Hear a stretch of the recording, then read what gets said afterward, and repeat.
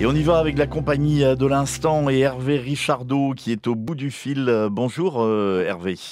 Bonjour à vous. La compagnie Instant, avec un pluriel d'ailleurs à Instant il me semble. Oui, c'est ça, effectivement. Alors, la compagnie qui propose 17 février 1673, c'est cet après-midi en matinée, comme on dit, à 17h à la salle polyvalente de Plescope. Et le 17 février 1673, eh bien, c'est un peu avant la mort de Jean-Baptiste Poquelin.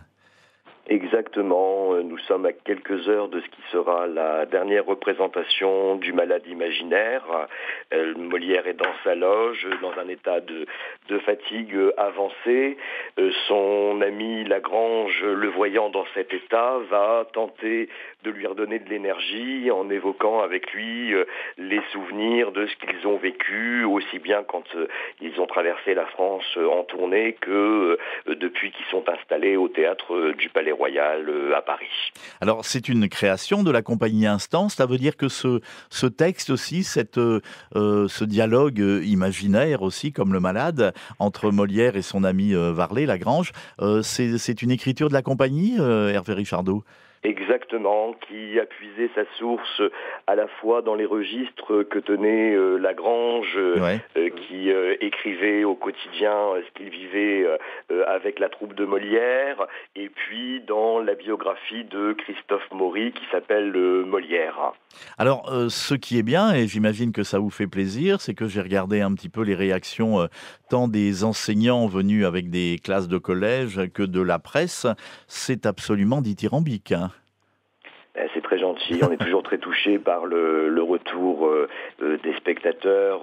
L'envie a été d'être le plus sincère possible, essayer de faire résonner les textes de Molière et de voir comment ça peut nous enseigner aujourd'hui sur notre condition d'être Mhm. humain. Alors si ça a pu toucher le public par la même occasion, j'en suis profondément ému, bien sûr.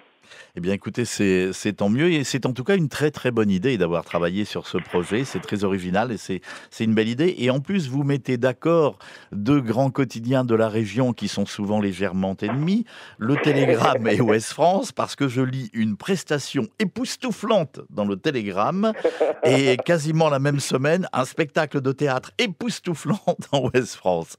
C'est Oui, pas mal quand même. oui, et ils ont été très émus, les journalistes qui sont venus voir le spectacle. On a pu échanger un peu à l'issue. Je crois qu'ils ont été touchés par ce que Molière pouvait dire à la fois de comment parfois on laisse le temps s'enfuir sans goûter vraiment pleinement les instants, Mhm.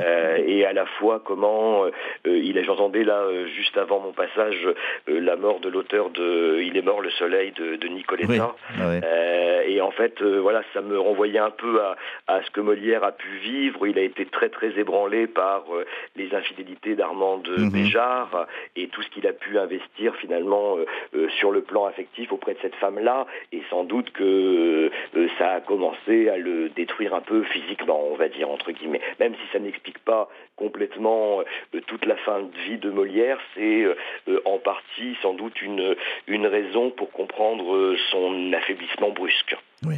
Alors, on peut voir toute l'actualité de votre compagnie aussi en allant sur votre site compagnie-cie-instant.fr, tout simplement, ou sur Oui. n'importe quel moteur de recherche. On fait ça, et puis on arrive à tomber sur le site de la compagnie. Encore une fois, c'est à Plescope, à la salle polyvalente, cet après-midi, donc à 17h. Eh bien, écoutez, je vous souhaite une bonne route pour la suite de cette création, 17 février 1673, donc sur les Merci beaucoup à dernières heures de vous. Molière. Merci. Merci Merci à beaucoup. vous, monsieur. Hervé Au revoir. Richardot, au revoir.